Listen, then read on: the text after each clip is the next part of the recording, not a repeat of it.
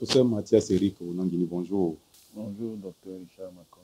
Merci de nous retrouver dans cette librairie à l'occasion de cet échange dans le cadre de Wafrica TV, une télévision thématique qui fait dans la discussion des idées et des pensées.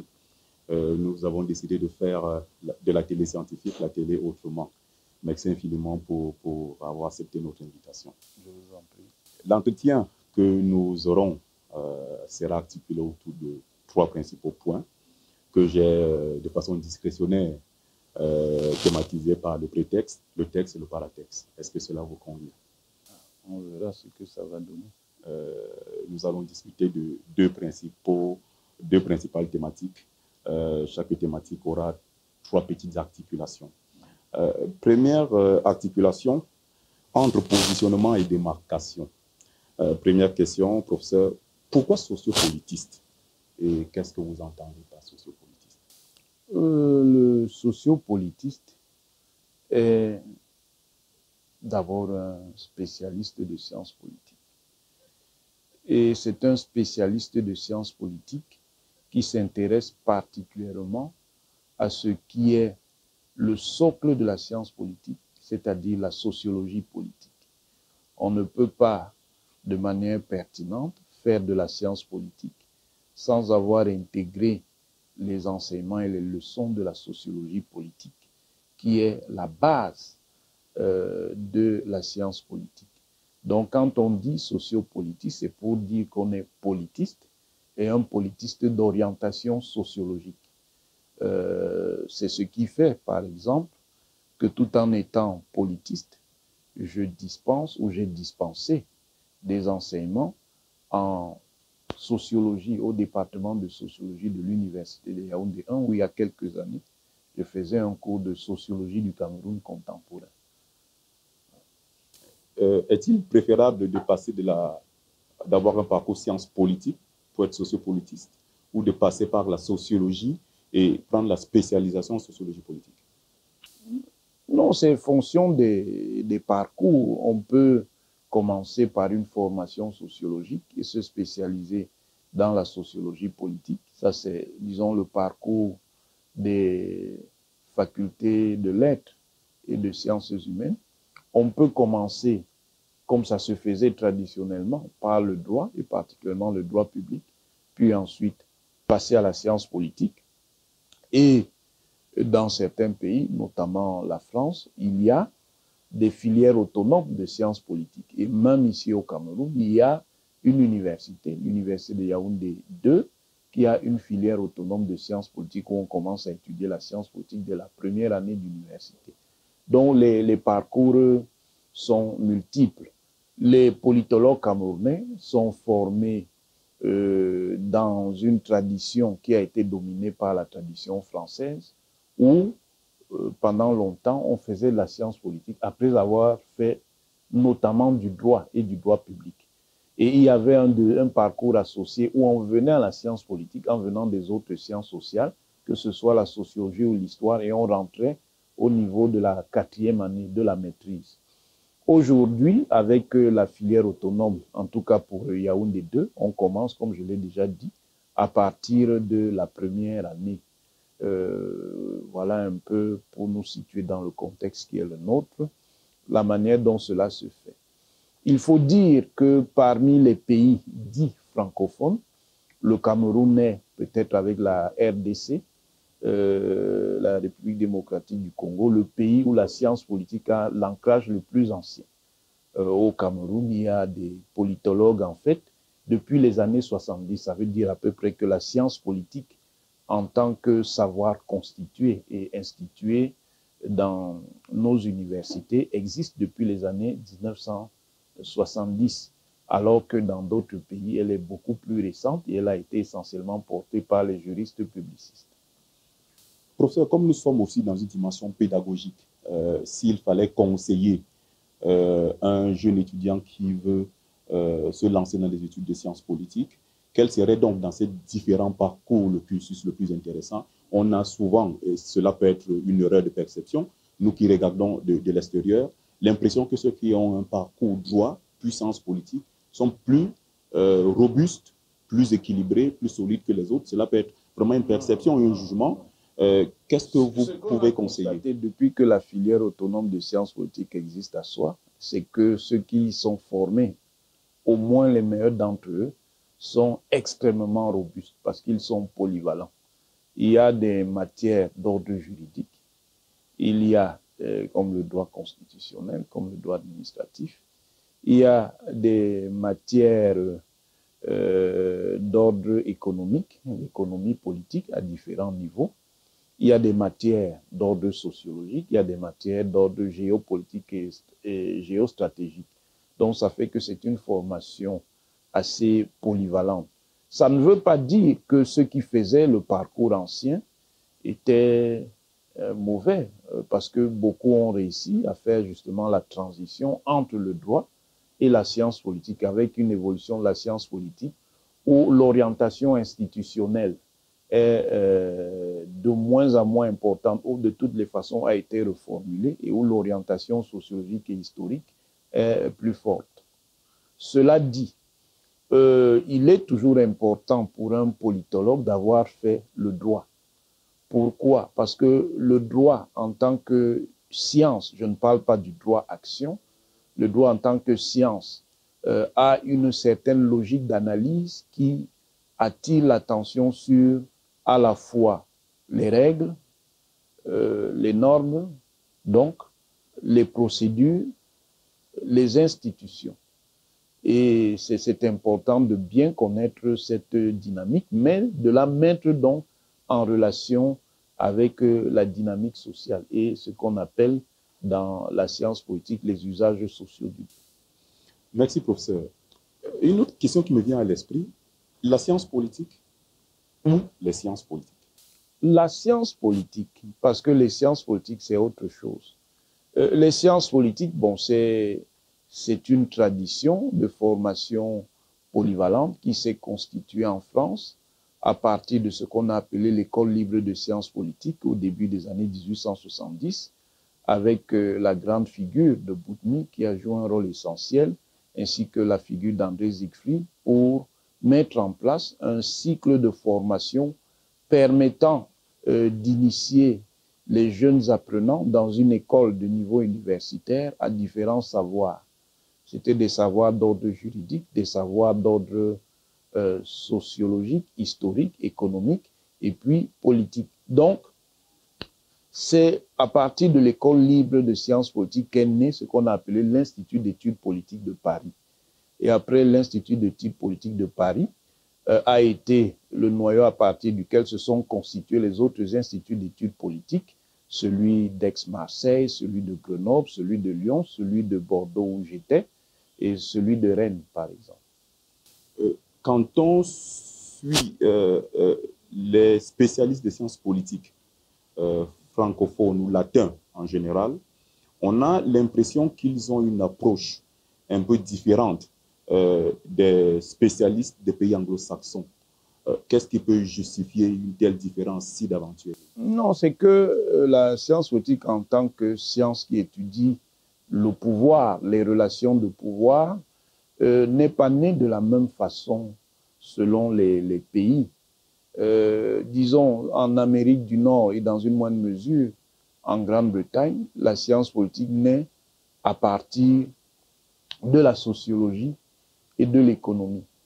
Par contre, en France, la science politique naît essentiellement à partir du droit et surtout du droit public. Et en Allemagne, la science politique naît également dans d'autres conditions, sciences sociales avec une grande composante philosophique. Donc, les traditions sont différentes. Mais les sciences politiques sont en réalité plus anciennes que justement toutes les généalogies occidentales ne le disent. Et elles ont dans différentes sociétés des supports et des figures importantes. Les figures les plus anciennes, ce sont ce qu'on appelait les Sébouillettes en Égypte, les sages et les Égyptiens, qui sont à la base de la pensée morale, la pensée philosophique et même la pensée de sciences humaines qui en fait va conduire à ce qu'on a appelé plus tard les sciences humaines et sociales. Si vous lisez ce qui a pu rester des extraits de figures comme Tao Tep, comme Amenhotep, fils de Apu, comme Merikare et autres, comme Kagemi, comme Imhotep. Vous avez une pensée qu'on appelle la sagesse, mais en réalité, cette pensée est non seulement la matrice de ce qu'on va appeler la philosophie, mais c'est aussi la matrice des sciences humaines et sociales.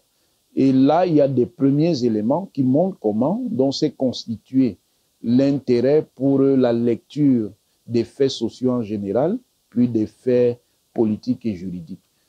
Une deuxième tradition aussi, largement, qui existait largement même avant la naissance, disons, d'un courant indo-européen puis occidental, c'est la pensée politique et juridique de Soumer en Irak, qui va d'ailleurs conduire à des élaborations dont certaines sont connues avec plus ou moins de profondeur, comme le fameux Code d'Hammurabi, la fameuse loi du talion. Donc, il y a la pensée chinoise, la pensée des légistes par exemple, et puis la pensée des stratégistes, un auteur comme Sun Tzu, l'art de la guerre, qui est important pour comprendre effectivement certaines dimensions de la politique, notamment la politique du conflit.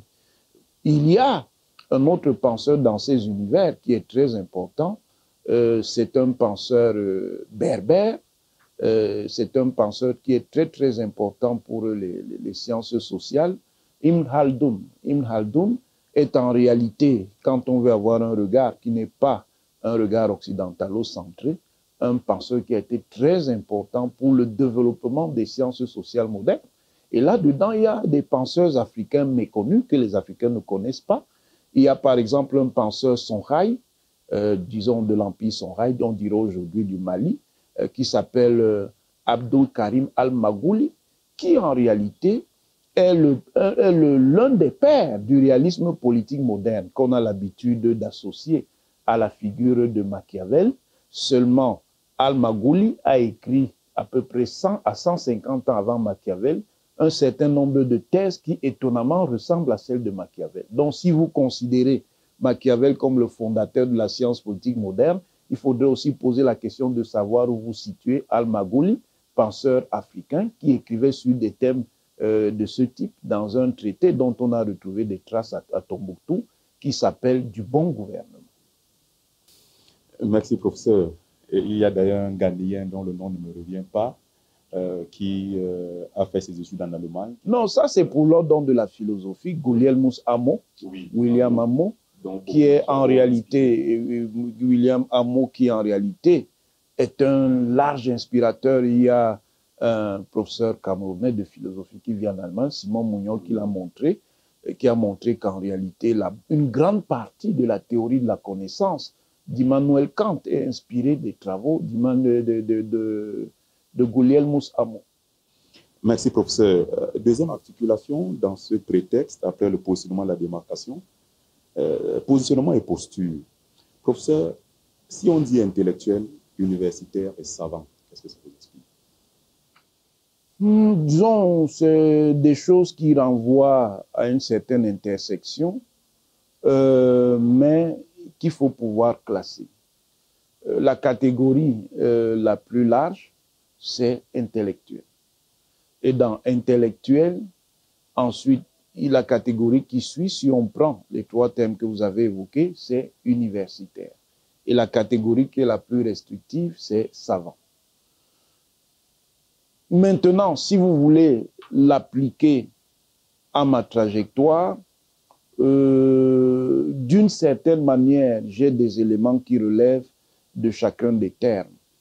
Pourquoi je suis un intellectuel? Je suis un intellectuel parce que j'ai travaillé sur les idées, j'ai travaillé avec des idées, j'ai travaillé par les idées et avec un positionnement qui n'est pas simplement un positionnement universitaire. Parce que si il y avait une recherche exigeante sur la manière dont l'espace public camerounais s'est structuré entre le début des années 2000 jusqu'aux années 2020, une telle recherche ne pourrait pas manquer de s'intéresser à la modeste figure que je suis, à ce que j'ai fait dans le cadre du débat intellectuel, notamment politico-intellectuel, en animant des plateformes qui étaient à mi-chemin de la vie intellectuelle et de la vie scientifique. Une plateforme comme le groupe de la Grande Palabre, avec le groupe Samori, avec Jean Bosco Talla, qui organisait un certain nombre de débats, des débats qui impliquaient aussi bien des acteurs politiques, des acteurs de la société civile, des intellectuels universitaires ou non. J'ai fait des interventions dans tous les supports de communication possibles, que ce soit la presse écrite, que ce soit la presse radiophonique, que ce soit la presse audiovisuelle, que ce soit les médias sociaux, et des supports de tout niveau. Comme disent certains ironiquement, la plus petite radio du quartier, jusqu'à des radios qui se considèrent avec un peu de prétention comme des radios mondiales. J'ai également fait un autre aspect qui participe de l'intellectualité, mais qui est une intellectualité bien particulière, de l'expertise en tant que consultant, aussi bien consultant pour des organismes internationaux tels que la Banque mondiale, tels que le Programme des Nations Unies pour le développement. J'ai fait également de l'expertise indirecte pour l'Union africaine, pour la République française, son ministère de la Défense. J'ai également travaillé pour le Cameroun en tant qu'expert. Donc, contrairement à un certain regard, je ne suis pas seulement, comme diraient certains, un bavard. Je peux proposer également des réflexions qui ont une certaine technicité. J'ai travaillé aussi avec un autre organisme des Nations Unies, la Commission économique des Nations Unies pour l'Afrique. Donc, voilà un autre aspect. Maintenant, pour ce qui concerne l'universitaire, je suis bel et bien affilié à une institution universitaire qui est mon port d'attache, si on peut dire, c'est l'université de Yaoundé 2, où j'enseigne depuis 22 ans. Mais j'ai également eu en tant qu'universitaire des activités d'enseignement dans d'autres institutions, l'université de Douala pendant de nombreuses années, entre à peu près la moitié des années 2000 jusqu'au début des années 2010, particulièrement en faculté des sciences juridiques et politiques. J'ai longtemps enseigné à l'Université catholique d'Afrique centrale. J'ai fait des missions d'enseignement à l'Université Omar Bongo de Libreville. J'ai aussi enseigné, mais surtout fait des conférences dans certaines institutions à Panthéon, à la Sorbonne, des conférences sur la politique africaine. J'ai également fait des conférences à Grenoble. Je peux multiplier. Évidemment, en tant qu'intellectuel universitaire, je suis soumise à certaines obligations. Les obligations en termes de publication, et à ce titre dont j'ai publié beaucoup, c'est essentiellement mon registre, et c'est un registre qui n'est pas toujours connu par le grand public. J'ai publié des articles de revues scientifiques et des contributions d'ouvrages. J'ai également... Plus d'une centaine. Non, pas tout à fait une centaine, disons à peu près 70, mais 70 c'est ce qui est publié, parce qu'il y a encore beaucoup de choses qui sont à côté. J'ai dirigé des ouvrages, dirigé ou co-dirigé des ouvrages. Je suis en train de publier en ce moment un ouvrage individuel qui, je précise, est une recherche qui a été faite il y a 30 ans, parce que je commence depuis le départ. Donc, c'est une recherche qui a été faite 30 ans. Elle concerne un philosophe que j'ai peut-être déjà évoqué avec vous. Et le savant, professeur? Le savant, ce n'est pas vraiment à moi de dire, mais disons, quand un chercheur s'inscrit dans la durée et qu'il commence à laisser des traces, certains le considèrent comme un savant. Donc, ce n'est pas à moi de dire que je suis un savant, quel que soit mon niveau d'érudition, c'est aux traces et aux marques que je vais laisser qui vont parler en ma faveur. Mais il y a déjà une petite trace qui est laissée et qui fait des effets sans même que les gens sachent d'où elle vient. C'est une trace qui est partie d'un article que j'avais écrit qui s'appelle Le gouvernement perpétuel, qui a été écrit en 2004 sur le gouvernement perpétuel en Afrique centrale pour essayer un peu d'expliquer quels étaient les ressorts qui conduisaient dans les États d'Afrique centrale à ce que les dirigeants centraux durent le plus longtemps possible.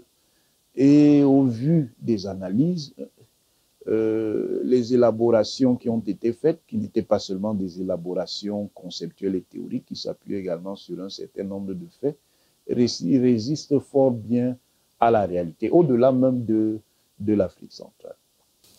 Professeur, si je vous dis le savant et le politique, qu'est-ce que ça vous évoque? Et ramené à votre propre trajectoire, qu'est-ce que vous pensez?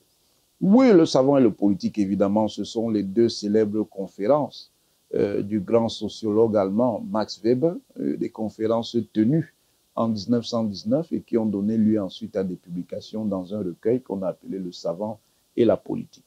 Une conférence sur le savant, particulièrement le savant de sciences sociales, et une autre conférence sur la politique.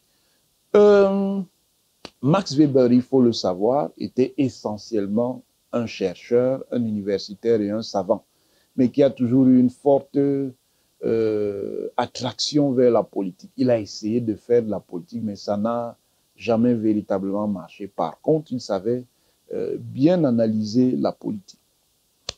Maintenant, s'il faut le ramener à ma personne, je suis essentiellement dans une logique, peut-être pas exclusivement scientifique ou savante, mais dans une logique intellectuelle vis-à-vis de la politique. Je ne suis pas militant pour l'instant, mais ça ne veut pas dire que je ne fais pas de la politique, ne serait-ce qu'avec un positionnement sur la politique intellectuelle et sur l'intellectualité politique. On fait déjà de la politique, mais dans un certain registre. Ce n'est pas de la politique professionnelle, ce n'est pas la fameuse politique de métier dont parle justement Max Weber dans l'une de ses deux conférences.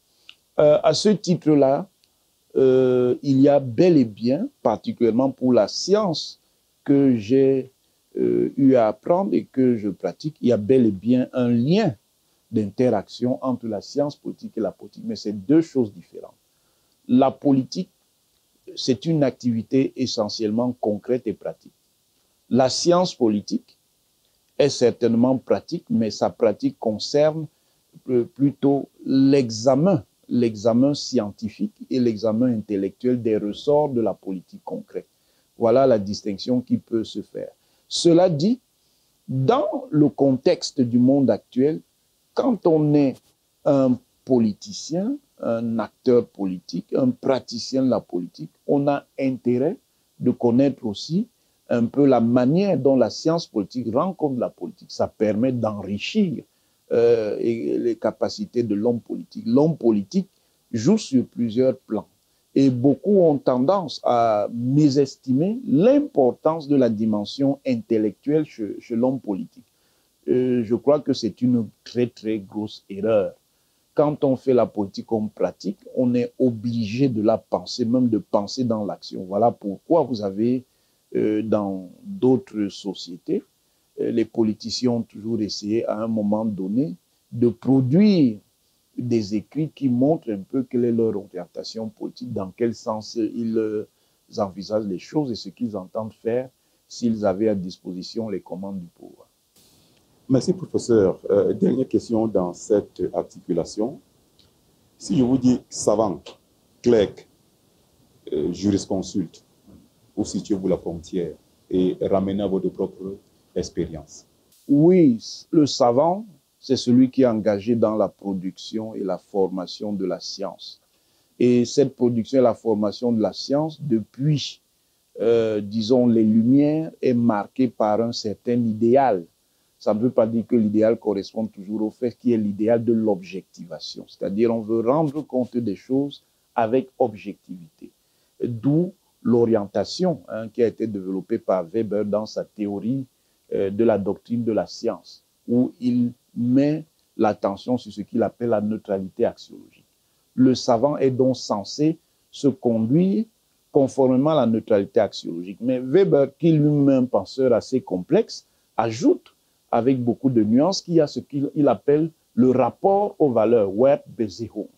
Ça veut dire que le savant même qui travaille dans la perspective de rester objectif a toujours un rapport aux valeurs. Maintenant, le clerc.